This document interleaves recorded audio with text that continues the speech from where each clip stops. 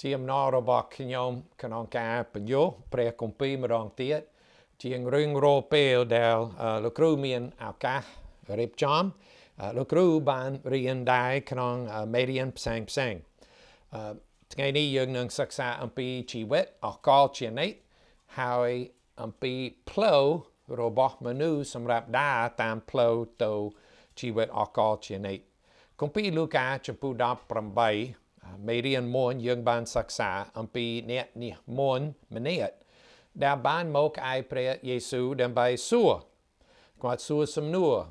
គាត់សួរតើខ្ញុំត្រូវធ្វើដូចម្ដេចដើម្បីឲ្យបានជីវិតអកលជានិច្ចខគម្ពីរលូកាចំពោះ18ខ18ហើយពួកយើងបានពិភាក្សាអំពីបញ្ហារបស់អ្នកនោះគឺគាត់ចង់ទទួលជីវិតអកលជានិច្ចដោយសកម្មភាពរបស់ខ្លួនគាត់ចង់ទទួលព្រះពរនោះជាមរតកដែលគាត់ស័ក្តិសមនឹងទទួលគាត់ចង់បានទំនាក់ទំនងជាមួយព្រះតាមសកម្មភាពរបស់ខ្លួនព្រះជាម្ចាស់ពិតមែនចង់ឲ្យមនុស្សមានជីវិតអកលដែលមានន័យថាមានព្រះពរជារៀងរហូតមានទំនាក់ទំនងជាមួយព្រះអង្គប៉ុន្តែពួកយើងត្រូវដឹងថាត្រូវតែទទួលសេចក្តីនោះតាមអំណាចព្រះចេស្តារបស់ព្រះអង្គដោយសកម្មភាពរបស់ព្រះដូច្នេះយើងនឹងមើលខគម្ពីរទៀតក្នុងរឿងថ្ងៃនេះហើយយើងបានឃើញហើយអ្នកនិមន្តអ្នកគ្រប់គ្រងនេះគាត់ឃើញ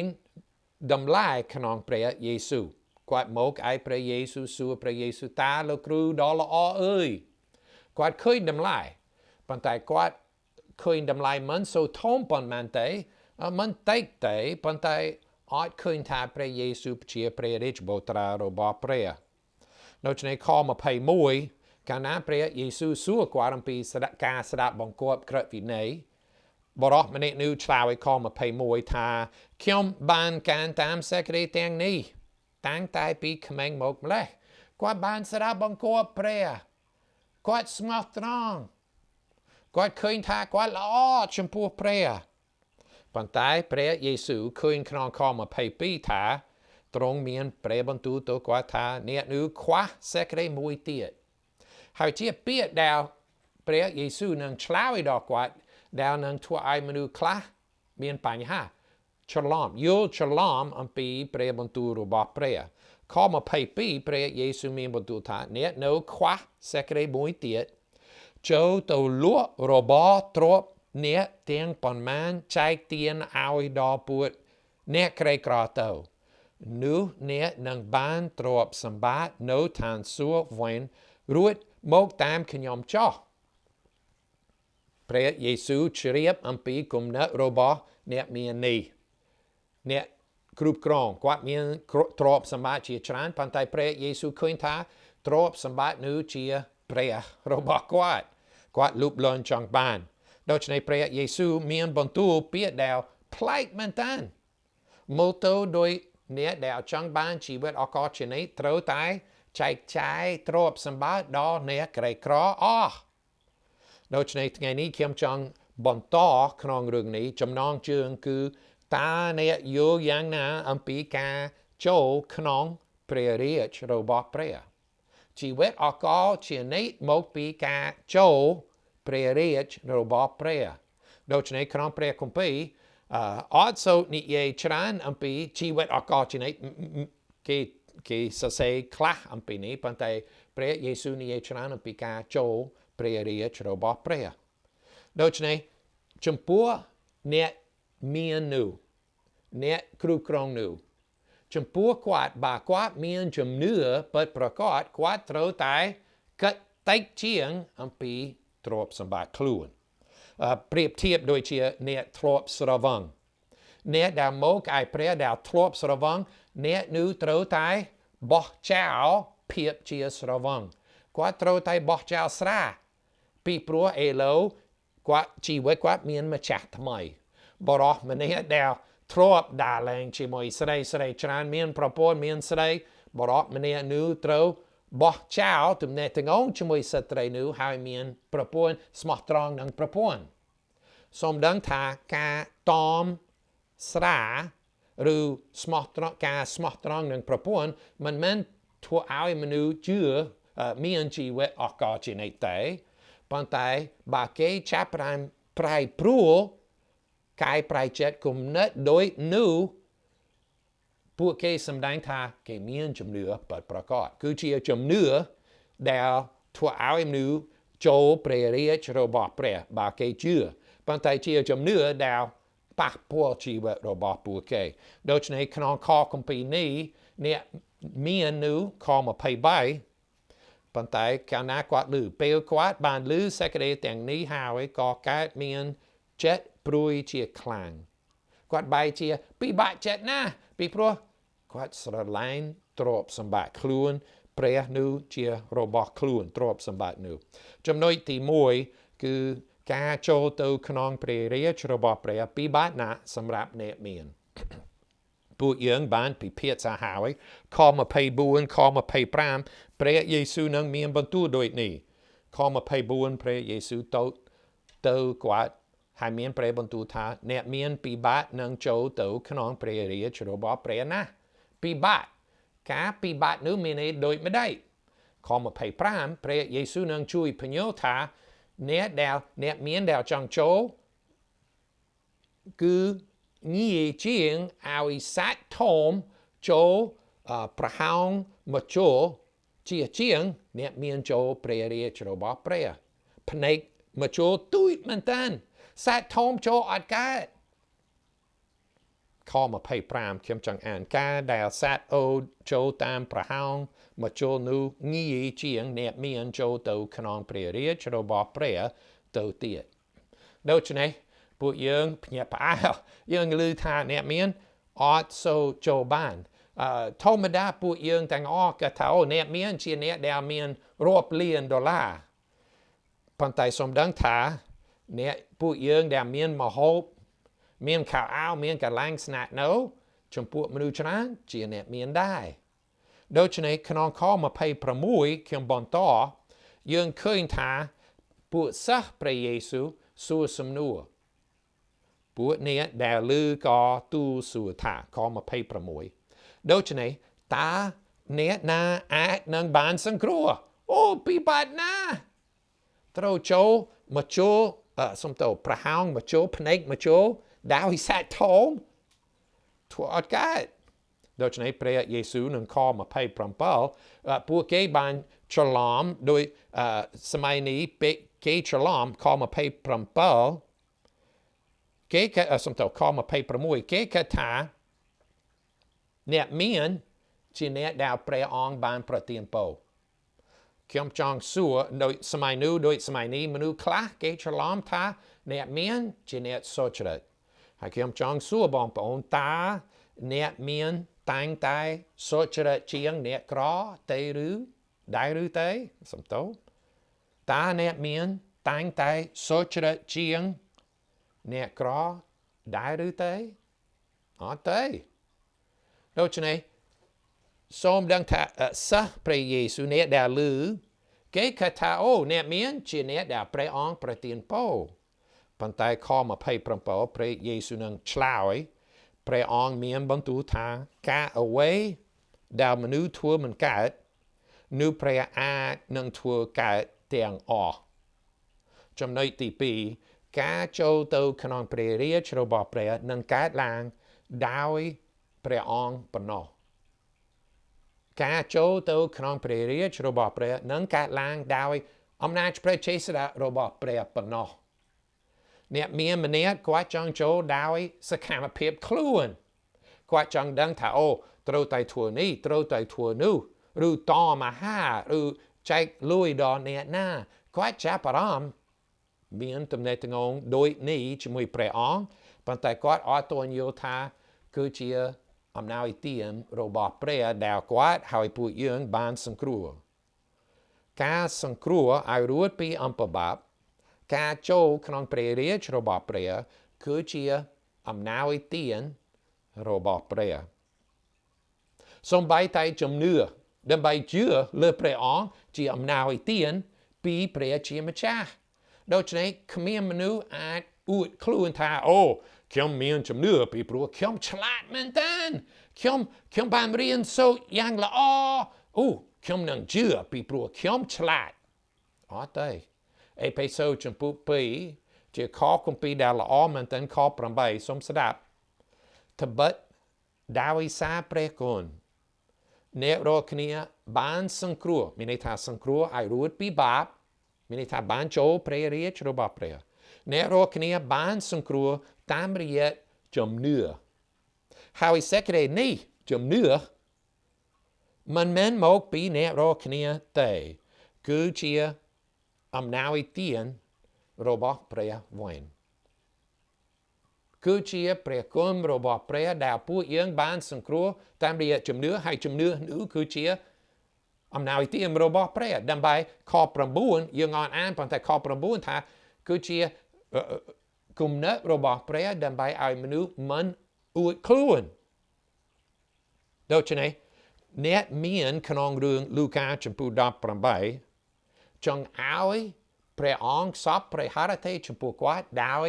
សកម្មភាពរបស់ខ្លួនព្រះយេស៊ូវចង់ឲ្យអ្នកនោះឲ្យពួកយើងដឹងថាត្រូវតាំងព្រះអង្គជាម្ចាស់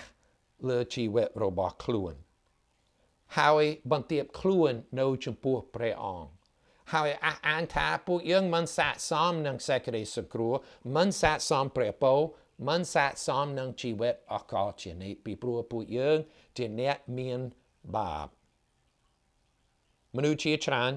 មិនសូវស្គាល់សេចក្តីសុចរិតរបស់ព្រះមិនសូវឃើញអំពើអាក្រក់របស់ខ្លួនគេគិតថាគេនឹង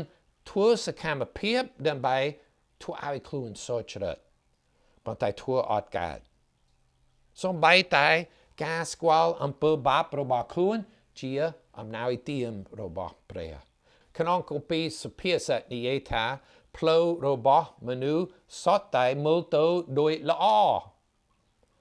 ខ្ញុំចង់ជម្រាបបងប្អូនថាមនុស្សជាច្រើនប្រហែលមនុស្សទាំងអស់គិតថាខ្លួនឯងសុចរិតប៉ុន្តែត្រូវតែដឹងថាមានតែព្រះជាម្ចាស់ដែលល្អឥតកញ្ចោះក្នុងខគម្ពីរមេរៀនដែលខ្ញុំបងរៀនថ្ងៃនេះមានរឿងអាថ៌កំបាំងមួយដែលពិបាកចំពោះមនុស្សច្រើនពីព្រោះពួកយើងធ្លាប់និយាយថាត្រូវតែជឿហើយសេចក្តីនេះពិតមែនប៉ុន្តែសូមដឹងថាគឺជាព្រះអង្គដែលជ្រើសរើសដែលបានប្រទានពរដើម្បីឲ្យមនុស្សបានសេចក្តីសង្គ្រោះពួកយើងត្រូវតែជឿយើងអាចដឹងថាព្រះអង្គប្រទានពរដល់អ្នកណាគម្ពីរយ៉ូហានចំពោះ6ខ្ញុំចង់ជម្រាបបងប្អូនពីខ1ខ37យ៉ូហានចំពោះ6ខ37បានចែងថាអស់អ្នកដែលព្រះវរបិតាប្រទានមកខ្ញុំនោះនឹងមករកខ្ញុំហើយអ្នកណាដែលមករកខ្ញុំនឹងមិនបោះបង់គេចោលឡើយ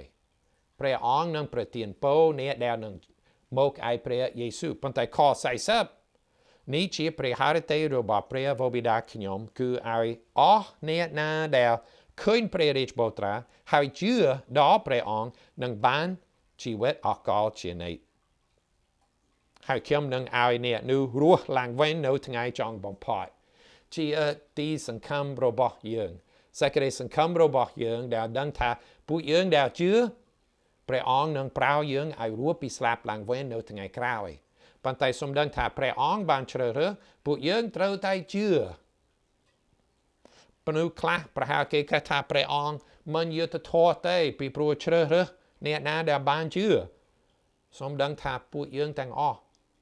មិនស័ក្តិសមនឹងបានសេចក្តីសង្គ្រោះទេពួកយើងបានប្រឆាំងនឹងព្រះជាម្ចាស់ពួកយើងបានរំលងច្បាប់របស់ព្រះហើយគឺជាព្រះハរតេមេត្តាករុណាប្រទានឲ្យមនុស្សជឿលើព្រះឲ្យស្គាល់ព្រះជាម្ចាស់ក្នុងរឿងនេះយើងឃើញសិស្សរបស់ព្រះយេស៊ូវសាវកព្រះយេស៊ូវខ28នឹងសួរសំណួរទៀតកាលណាគេឮអំពីសេចក្តីនេះអ្នកមានត្រូវតែបោះចោលទ្រព្យសម្បត្តិ มันอาจเกิดอันปีเปรียบแสงเตยข้อมาเพย์ปรำใบลูกเพโตรนังนิเย่ปันไตขนองเคลียร์โรบอกกว่ามีอันสำนัวเดวกว่าจังไอพระเยซูชลาวข้อมาเพย์ปรำใบปันโตโมเพโตรตูถาโมยังขยมบานเล็กเจ้าเตียงอ้อโมกตามเปรียองห้าวกว่านิเย่จังปันไตกว่าจังตายังนังบานเอาไว้ตายังมีนเปรียโปหรือออดยังบานชีวิตออกก็ชีนี้ตามีนไอเตียมาเพย์ปรำใบโมนิเย่ตัวการเปรียเยซูโมยังขยมบานเล็กเจ้าแต่งอ้อโมกตามเปรียองห้าวตายังนังบานเอาไว้จำนวนที่ใบกาโจตัวขนองเปรียเรียชรบเปรียปัจเจียเมียนโปปัจเจียเมียนโปจำพวกยังดาวนังโจขนองเปรียเรียชรบเปรียดาวจำเนือชีวิตโรบอกกงเปรียนังเมียนโปขอมาเพย์ปรำบุญพระเยซูนังชลาวดอกว่าพระเยซูเมียนเปรียบรรทุตัวผู้สัทธาขยมปราบเนรคเนียเจียประกอบท่าพระเยซูทรอบนิเยนจังดับใบเอาไอ้เกดังท่าโอ้สมสดับเปียดนี้ตรำเตราปัดมันธรรมดากานามนุษย์นิเยยังเชื่อยังทั่วตามยังสดับปันไตพระเยซูสังกัดในดับใบเอาไอ้เกดังขอมาเพย์ประบุญขยมปราบเนรคเนียเจียประกอบท่าเนี่ยนะเดเละเจ้าเตียสัมบังประปวนโกนบองปะอมหรืออปกมาได้ดาวยูดอเปรียเรียชโรบอเปรียเนี่ยนูมันตรำตายตัวบานชรานขนองสมัยนี้ลาวตายนังบานชีวิตออกกอเชียนี้โนไอบอโลกไทม์เตียดพองโนจะในเข้มจังพยูดำบงทาปัวเกนังเมียนโปปัดแมนขนองชีวิตนี้ให้ชีวิตคราวนังบ้านชีวิตออกกอเชียนี้จะมวยเปรย์โวบิดากนองกลางดาวอดเมียนเซกได้สลับอดเมียนตกลมบาอดเมียนกายุมพนัยสอปัวเกนังเมียนโปตรงนู้นตรงกลางจมปุมวยมีจับรามทาคอมวยเมียนโปหายเนี่ยนะดาวมันรู้เนื้อโดยโลเกเมียนโปหายเมียนชรานขลังขนองสัญญาจ้าพองสัญญาทำไมพองเมียนโปหายปันไตเมียนโปสำหรับเนี่ยนะข้อมาเพย์ประบุญพลายบันไตข้อมาเพย์ประบุญทาตรเลี้ยเจ้าเตียประปุญโกนบองพระองค์เอาปกมาได้ดังใบเอาสดาบังคัวเปรจีมาจ้าตาเปรองจังเอาโกนเปรบ่เจ้าตุมเนติงองจมวยเอาปกมาได้ประปุญโกนได้หรือเตยอ๋อเตยเมียนขอคำพิคลาแล้วนี่ทักโกนเปรตรตายกบโกนตรตายโคโรปปกมาได้ทีโมเททีมวยจมพูพรามขอปรำใบบาเนนามันกบโกนเงียสันดามโรบอกคลุนเจียปิเซกรมครูซาโรบอกคลุนเนนูจมัวทาบานบอกบองเจ้าจมเนื้อหายอักระเจียงเนมันเจือตัวเตี้ยไม่ในทาเนดาวจือเลเปรองเนดาวบานโจเปรเรียชโรบอเปรตรบชีเยี่ยมกัดอัมปีบองปอนกบกงอธิษฐานให้บองไฮนเซกเดสไลน์ดอปูเกปันไตมนุษย์คลาแต่ลืออัมปีเปรเยซูเกจังทาโอ้บองปอนอดโจเชเปรเยซูโดชในเขียมอดเฮียนเจืออดเฮียนสดับบองกวบให้จมพวกเนโดยนังพระเยซูเมียนบรรทุโดยนี้มันจังเอาไอ้พวกยังบองเอาพวกมาได้หรือเลี้ยชาเขาโดยนี้เตยปันไตบาเปรียบเทียบ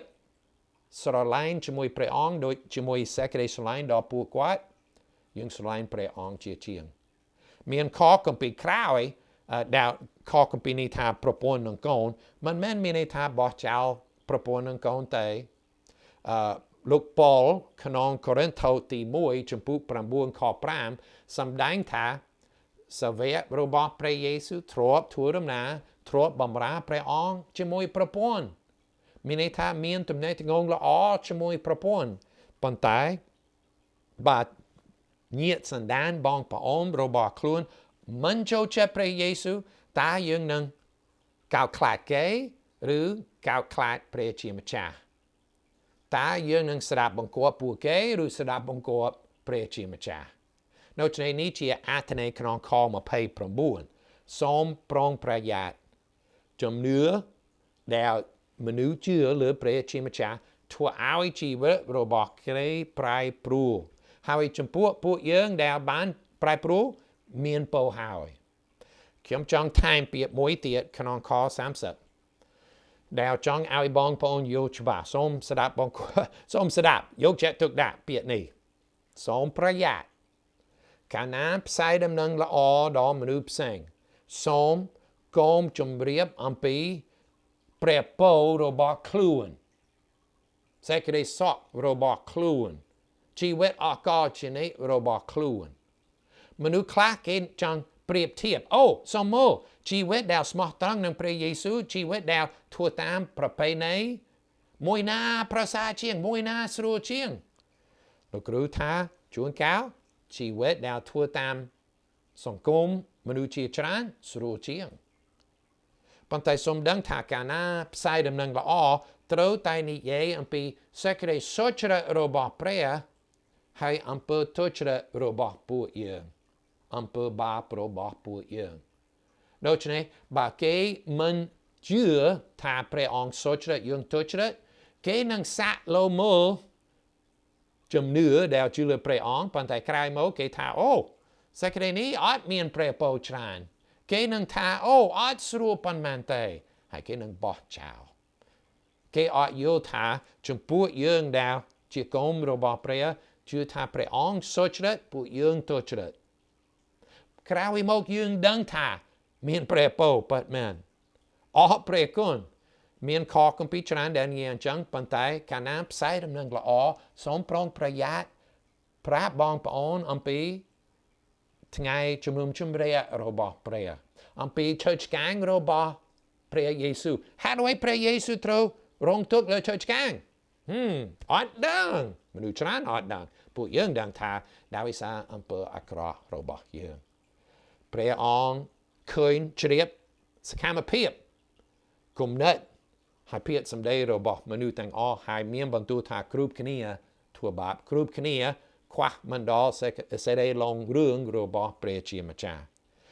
ខមួយទៀតហេព្រើរចំពោះ11ខ6បងប្អូនធ្លាប់ឮលោកគ្រូសូត្រជាខគម្ពីរដែលល្អមែនតើមានផ្នែកទី2ក្នុងខគម្ពីរនោះគឺត្បិតអ្នកណាដែលចូលទៅជិតព្រះត្រូវតែជឿថាពិតជាមានព្រះមែនហើយថាព្រះអង្គប្រទានរង្វាន់ដល់អស់អ្នកដែលស្វែងរកព្រះអង្គព្រះជាម្ចាស់ជាព្រះដែលនឹងប្រទានរង្វាន់ពិតមែនជួនកាលរង្វាន់នោះជាទ្រព្យសម្បត្តិជួនកាលព្រះពរនោះរង្វាន់នោះជាសុខភាពសេចក្តីសុខទំនាក់ទំនងល្អជាមួយមនុស្សផ្សេងប៉ុន្តែជាពិសេសព្រះពរនោះគឺជាសេចក្តីសង្ឃឹមអំពីពេលអនាគតដោយសារព្រះយេស៊ូវសុគតដោយសារអំពើអាក្រក់របស់ពួកយើងជួនកាលកុំរបស់ព្រះជាអ្នកក្រជួនកាលនឹងមានបញ្ហាខាងសុខភាពនឹងមានបញ្ហាផ្សេងជួនកាលព្រះអង្គនឹងប្រទានឲ្យពួកយើងមានកម្លាំងខាងផ្លូវចិត្តប៉ុន្តែសូមប្រុងប្រយ័ត្នផ្សាយដំណឹងល្អថាអូយើងនឹងបានសុខភាពយើងនឹងបានជីវិតស្រួលយើងនឹងធ្វើជាអ្នកមានអត់ទេព្រះអង្គមិនដែលសន្យាអញ្ចឹងប៉ុន្តែសន្យាថាពួកយើងនឹងមានទំនាក់ទំនងជាមួយព្រះអង្គហើយបានចូលព្រះរាជមានជីវិតអកលជានិច្ចអរព្រះគុណព្រះជាម្ចាស់ស្វាគមន៍យើងទាំងអស់មកឯព្រះដោយសេចក្តីសុចរិតរបស់ព្រះយេស៊ូវដូច្នេះពួកយើងត្រូវអរសប្បាយមកឯម្ចាស់ដែលបានបង្កើតរបស់សព្វសារពើទាំងអស់តាមរយៈព្រះយេស៊ូវមិនមែនដោយសេចក្តីសុចរិតរបស់ខ្លួនហើយបរិបទម្នាក់នេះអ្នកនិមន្តអ្នកមានអ្នកគ្រប់គ្រងនេះ គាត់ច្រឡំថាអាចមកឲ្យព្រះដោយសកម្មភាពរបស់ខ្លួនសូមប្រុងប្រយ័ត្នហើយជឿលើព្រះអង្គដោយសេចក្តីសុចរិតរបស់ព្រះយេស៊ូវអរព្រះគុណព្រះអង្គដែលព្រះយេស៊ូវបានរងទុក្ខលើឈើឆ្កាងដោយសារអំពើអាក្រក់របស់ពួកយើងខ្ញុំមិនស័ក្តិសមនឹងព្រះពរសេចក្តីសង្គ្រោះឲ្យរួចពីបាបទេពួកយើងខ្ញុំមកឲ្យព្រះតាមរយៈព្រះនាមព្រះយេស៊ូវសូមជួយឲ្យយើងខ្ញុំយកចិត្តទុកដាក់មេរៀននេះហើយផ្សាយដំណឹងល្អអំពីសេចក្តីសុចរិតរបស់ព្រះអំពីអំពើអាក្រក់របស់មនុស្សយើងខ្ញុំទាំងអស់យើងខ្ញុំអធិដ្ឋានក្នុងព្រះនាមព្រះយេស៊ូវគ្រីស្ទអាមែន